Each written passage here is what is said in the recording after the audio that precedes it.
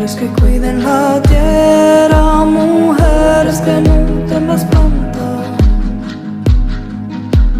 niños que escuchan atento a la voz de su abuelo, niños que escuchan atento a la historia de su abuelo. Y ahí apareces